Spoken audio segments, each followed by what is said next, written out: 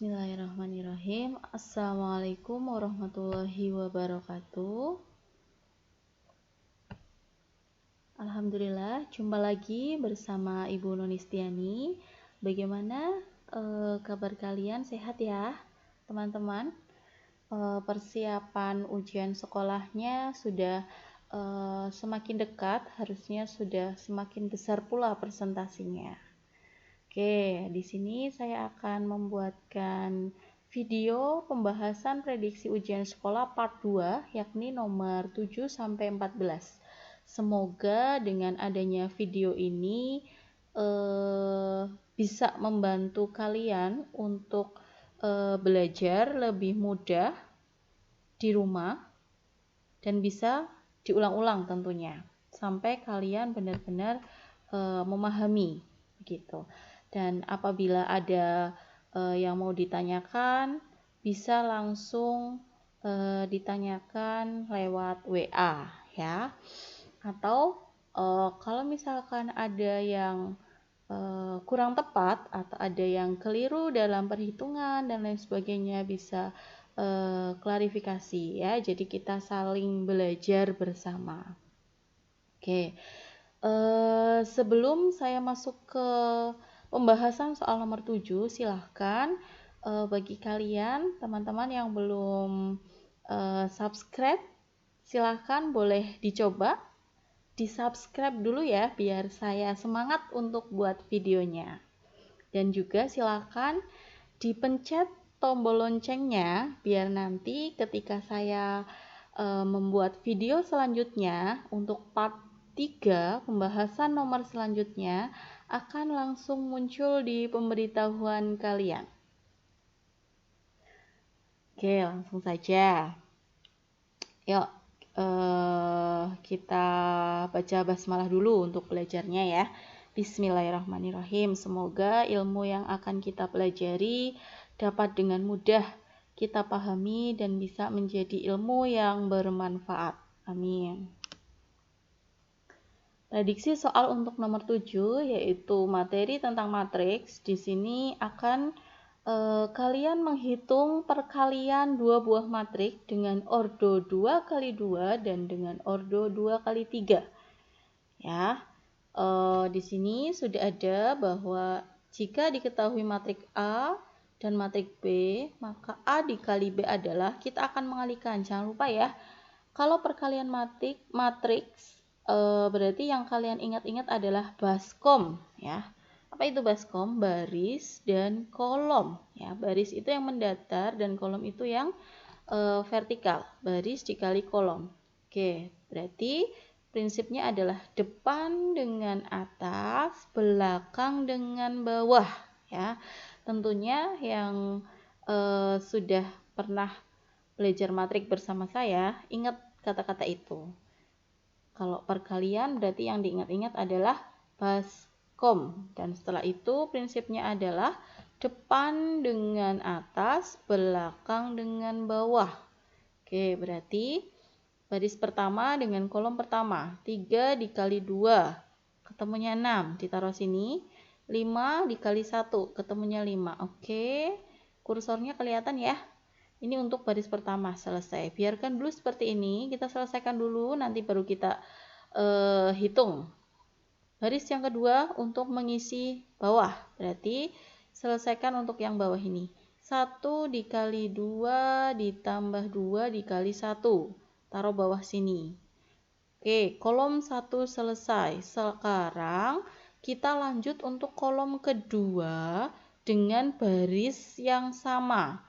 3 kali min 1 min 3, 5 kali 3 15. Bawahnya juga 1 kali min 1 min 1, 2 kali 3 6. Oke, kolom kedua selesai. Sekarang kita fokus kolom ketiga.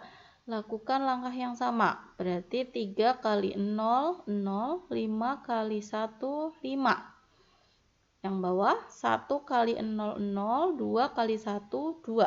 Setelah kalian sudah tuliskan hasil operasinya, maka tinggal diselesaikan saja. 6 tambah 5 11, min 3 tambah 15 12, 0 tambah 5 0, 2 tambah 2, 4. Min 1 tambah 6, 5. 0 tambah 2, 2. Oke, ini hasilnya. Ya, jadi setelah kita cocokkan, oh ternyata hasilnya adalah A. Jadi jawaban benar adalah A. Oke, seperti itu. Silahkan apabila ada pertanyaan, boleh langsung ditanyakan ke saya. Bisa saat ketemu langsung dengan saya atau bisa lewat WA ya. Atau misalkan jawaban saya menurut kamu ada yang salah, silakan bisa klarifikasi langsung ke saya. Begitu untuk soal nomor 7. Kita lanjut untuk soal nomor 8. Di soal nomor 8, materi masih sama, yaitu materi tentang matriks. Maka masih ketemu dengan bentuk matriks. Pertanyaannya adalah transpos dari P plus Q. Berarti langkahnya adalah kamu harus menjumlahkan dulu P ditambah Q, nanti hasil penjumlahan itu baru ditranspos. Begitu ya. Jadi kita tulis, langkah pertama adalah P ditambah Q. Matrik P-nya ditulis, ditambah matrik Q-nya ditulis. Ya, berarti yang seletak ditambahkan. 5 tambah 2, 7. 6 tambah min 3, 3. Min 2 tambah 4, 2. Min 1 tambah 7, 6. Oke, ini ketemu hasil penjumlahan P dan Q. Setelah itu baru kita transpos. Transpos itu adalah merubah dari baris menjadi kolom. Yang awalnya 73 itu mendatar, kita tulis vertikal ya. Jadi P ditambah Q transpos akan menjadi 7, 2, 3, 6. Baris menjadi kolom ya. Jawabannya yang C. Oke. Soal nomor 8 tentang materi matriks, jawabannya C. Ingat-ingat, yang dikerjakan adalah ditambahkan dulu hasilnya berapa, baru ditransposkan. Begitu, kita lanjut saja biar cepat ya. Apabila nanti kalian perlu pengulangan dalam pembahasan, silakan diputar berulang-ulang aja video ini.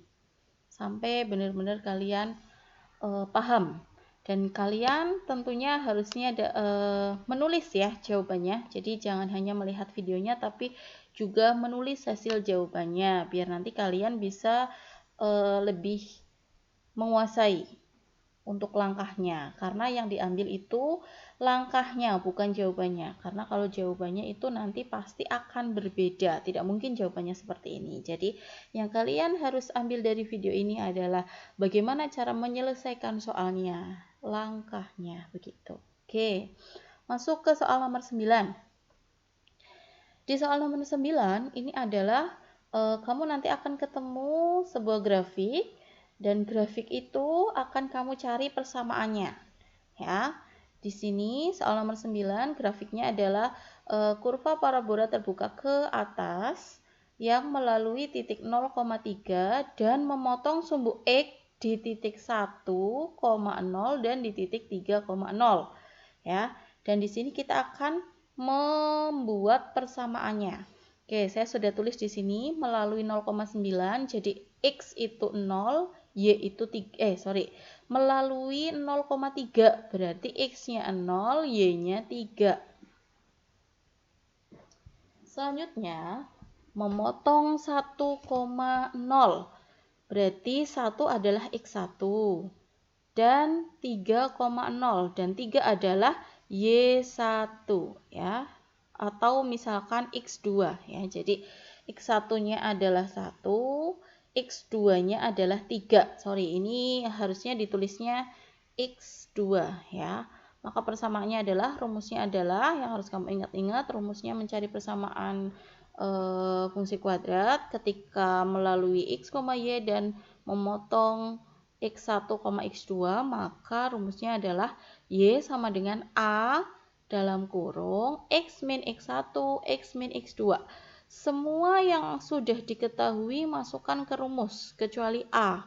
Karena langkah pertama kita harus cari tahu dulu nilai A-nya. Nah, kita satu-satu masukin. A-nya 3, Y-nya 3, berarti masuk di sini. 3 sama dengan A-nya tetap, karena kita akan mencari A, berarti A-nya biarkan aja. X-nya 0, itu dari ini. Dikurangi, X1-nya adalah 1. X adalah 0, dikurangi X2-nya adalah 3 ya. Maka 3 sama dengan A-nya tetap 0 dikurang 1 kan min 1. 0 dikurang 3 min 3. Min 1 dikali min 3. Min dikali min plus 1 kali 3, 3. Oke, di sini. Jadi 3 sama dengan A dikali 3. Maka A sama dengan 3 dibagi 3. Jadi yang 3 ini pindah ruas ke bawah di sini. Maka ketemu hasil A-nya adalah 1. Setelah kamu ketemu nilai A, masukkan lagi ke persamaan awal. Yang dimasukkan itu nilai A, nilai X1, dan nilai X2. Ya. X sama Y tetap biarkan X dan Y. Saya tulis lagi rumusnya. Y sama dengan A, X min X1, X min X2. Berarti Y-nya tetap Y sama dengan A-nya 1 yang tadi sudah ketemu. X min X1-nya adalah 1, ditulis 1 di sini. X-nya tetap ya. Min X2 adalah 3. Nah, sudah seperti ini, tinggal dikalikan 1 untuk semua. Maka ketemu Y sama dengan 1. X dikali X kuadrat. X dikali min 3, min 3X. Min 1 dikali X, min X. Min 1 dikali min 3, min kali min jadinya plus 3. Yang sejenis kita satukan. Di sini ada min 3 sama min X ya. Utang 3, utang lagi 1. Kan jadinya utangnya jadi 4. Nah, ini di depan, A-nya kan tadi 1. Dikalikan nih 1 dengan semua yang ada di dalam kurung ini. Karena A-nya 1 kan berarti tidak merubah. Karena hasilnya bilangan itu sendiri ya. Jadi akan menjadi Y sama dengan X kuadrat min 4X. Kenapa di sini menjadi min 4X itu dari min 3X min X? Ya. Jadinya di sini min 4X plus 3.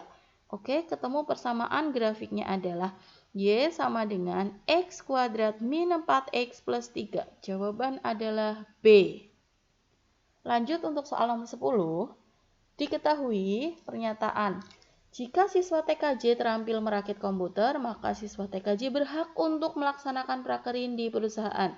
Negasi dari pernyataan tersebut adalah, untuk soal nomor 10 ini materi logika ya. Materi logika matematika.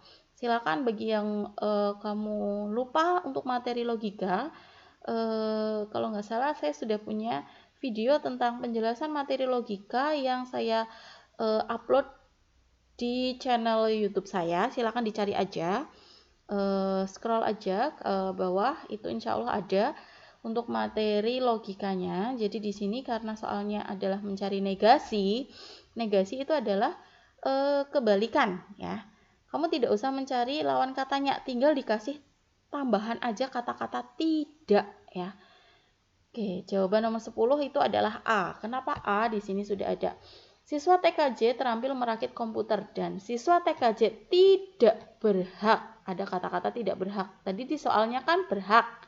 Siswa TKJ berhak untuk melaksanakan prakerin. Negasinya adalah siswa TKJ tidak berhak untuk melaksanakan prakerin di perusahaan. Seperti itu. Jawaban A. Selanjutnya untuk soal nomor 11. Soal nomor 11 adalah materi tentang transformasi geometri. Transformasi geometri juga materinya sudah saya jelaskan di video channel YouTube saya, ada di situ, silakan dicari aja tentang materi transformasi geometri. Oke, yang prediksi untuk di soal nomor 11 itu adalah tentang translasi ya. Jadi translasi itu adalah menjumlahkan.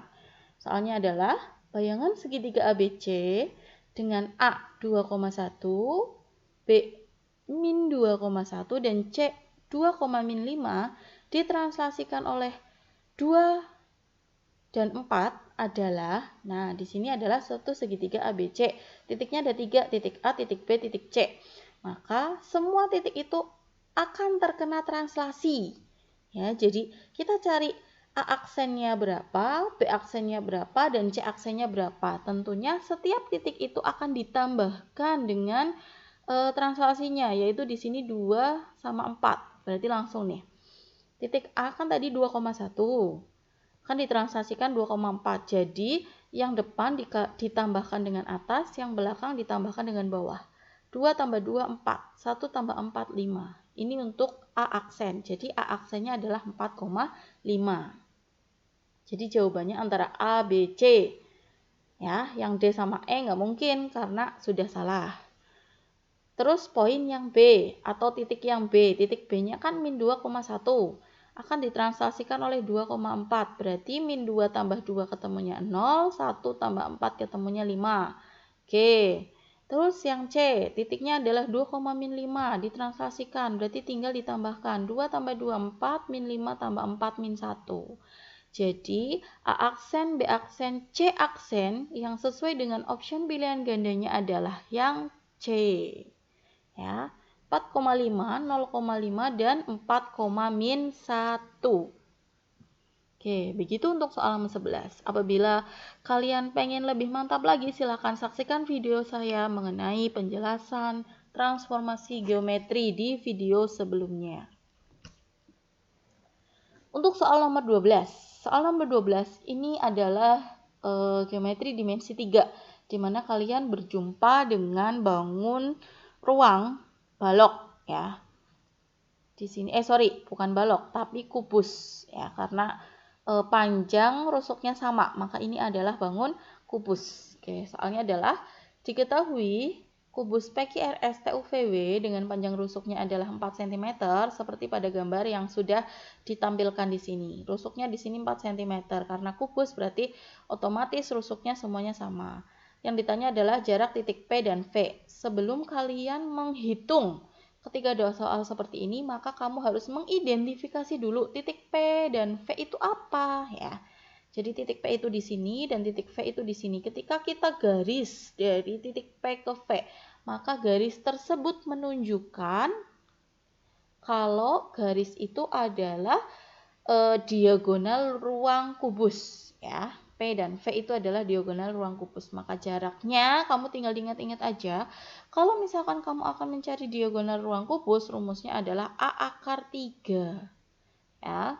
A akar 3 di sini, di mana A adalah rusuknya. Rusuknya adalah 4, berarti 4 akar 3. Udah cuma seperti itu. Jadi jawabannya adalah 4 akar 3. Jawaban B. Seperti itu. Namun kalau misalkan yang ditanya adalah titik QV. QV, kalau tadi kan PV ya. PV itu adalah diagonal ruang. Tapi kalau yang ditanya QV adalah diagonal bidang. Maka rumusnya adalah bukan A akar 3, tapi kalau diagonal bidang adalah A akar 2. Jadi ketemunya 4 akar 2 seperti itu ya. Hati-hati, ini yang ditanya diagonal ruang atau diagonal bidang. Kalau diagonal bidang A akar 2, kalau diagonal ruang A akar 3, tinggal kamu jeli untuk mengamati. Yang ditanyakan itu adalah merupakan diagonal ruang atau diagonal bidang. Seperti itu. Oke, jawaban nomor 12 adalah B. Kita lanjut. Soal nomor 13. Dari 5 siswa akan dipilih 1 siswa untuk mewakili sekolah dalam perlombaan LKS. Berapa banyak cara dapat dilakukan untuk menyeleksi siswa tersebut? Jadi soal nomor 13 ini adalah aplikasi dari materi peluang, lebih tepatnya di poin kombinasi ya. Rumus kombinasi itu encer ya, yang kalau dulu diajar kelas 11 dengan saya itu kalau peluang kita ingat dengan rumus encer. Berarti N C R gitu ya. Jadi N faktorial per N min R faktorial bisa dibuka lagi bukunya. Nah, di sini kan ada 5 siswa akan dipilih 1. Berarti dari 5 akan diambil 1. Berarti kombinasi dari 5 diambil 1. Rumusnya berarti 5 faktorial per 5 dikurang 1 faktorial 1 faktorial. Maka akan menjadi 5 faktorial per 5 dikurang 1, 4. Berarti 4 faktorial 1 faktorial. Karena di sini ada angka 4, otomatis 4 yang di sini akan dicoret dengan yang bawah. Maka ketemunya adalah 5 ya. Optionnya adalah C. Soal nomor 13 jawabannya C. Selanjutnya, soal terakhir di part 2, yaitu di soal nomor 14. Perhatikan gambar di bawah ini. Jadi di situ ada grafik. Nanti kalian akan berjumpa dengan grafik bukan grafik, tapi diagram garis ya. Nanti akan disajikan satu diagram garis. Kamu akan memilih pernyataan yang benar sesuai dengan diagram garis yang disajikan. Jadi ketika ada salah seperti ini, kamu baca dulu optionnya ya. Yang A, siswa yang mendapatkan nilai 8 paling sedikit. Yang mendapatkan nilai 8 paling sedikit ini nilainya adalah yang di bawah ini dan frekuensinya adalah yang ke atas ini. Jadi frekuensi itu adalah banyaknya siswa ya. Siswa yang mendapat nilai 8 paling sedikit. Oh, justru ini nilai 8 yang paling tinggi. Nilai 8 itu ada 5 siswa. Jadi jawaban A salah. B, siswa yang mendapatkan nilai 4 ada 9 peserta. Kita cek di sini. Yang mendapatkan nilai 4. Oh, ternyata di grafik ini, di diagram garis ini tidak ada yang menampakkan nilai 4. Jadi yang B itu belum kita tahu kebenarannya karena tidak disajikan di diagram garisnya. Yang C, siswa yang mendapat nilai 5 ada 8 peserta. Coba yang mendapat nilai 5. Ini ada 2 peserta, berarti jawaban C salah. Jawaban D, nilai 7 lebih sedikit daripada nilai 8. Nilai 7, maksudnya yang mendapat nilai 7 ya. Yang mendapat nilai 7 itu ada 1 orang. Dan yang mendapat nilai 8 itu ada 5 orang. Berarti option D betul. Nilai 7 lebih sedikit daripada nilai 8. Yang mendapatkan nilai 7 lebih sedikit daripada yang mendapatkan nilai 8. Menurut saya ini betul yang D. Kita cek aja yang E biar semuanya kebahas. Nilai 5 dan 6 sama dengan banyaknya nilai 8 dan 9. 5 dan 6, 2 ditambah 3, 5. 8 dan 9, 8-nya ada 5, 9-nya ada 4. Berarti 9. Otomatis bukan yang E. Oke, jadi soal nomor 14 yang tepat adalah option D. Jadi dipilih option D-nya. Oke. Seperti itu untuk video part 2-nya untuk soal nomor 7 sampai dengan soal nomor 14. Diingat-ingat, yang harus kalian ambil dari video pembelajaran prediksi yang saya sajikan ini bukan jawabannya, bukan juga soalnya, tapi bagaimana cara menyelesaikannya, atau yang harus kamu ambil adalah langkah-langkah penyelesaiannya. Karena kalau soal dan jawabannya itu 100% akan berbeda ya. Tapi kalau langkahnya semoga langkah-langkah yang saya sajikan ini akan sangat membantu kalian dalam menyelesaikan ujian sekolah yang akan kalian hadapi. Semoga dengan adanya video ini kamu bisa dengan mudah belajar sendiri di rumah, begitu ya. Mungkin untuk video part 2 ini saya akhiri dulu. Sampai jumpa lagi di part 3 dengan soal selanjutnya. Jangan lupa yang belum subscribe silahkan di subscribe dan silahkan boleh di like biar saya semangat untuk membuat video selanjutnya. Seperti itu. Ya, terima kasih dari saya, cukup sekian. Tetap semangat belajar. Ingat, belajar rutin ya. Jadi belajar sebentar tidak masalah. Jadi yang namanya belajar itu tidak harus lama-lama ya. Kamu fokusnya 20 menit, ya udah 20 menit cukup. Ya, tidak usah dipaksa kalau sudah tidak fokus ya. Tapi harus rutin. Ya, sedikit, waktunya sedikit tapi rutin itu akan lebih berkualitas daripada kamu belajar lama tapi kamu tidak fokus, seperti itu ya. Tetap semangat belajar, tetap berusaha untuk melakukan yang lebih baik, dan jangan lupa dekatkan dirimu dengan Allah ya, jangan lupa berdoa. Mungkin dari saya cukup, terima kasih, mohon maaf bila ada salah. Wassalamualaikum warahmatullahi wabarakatuh.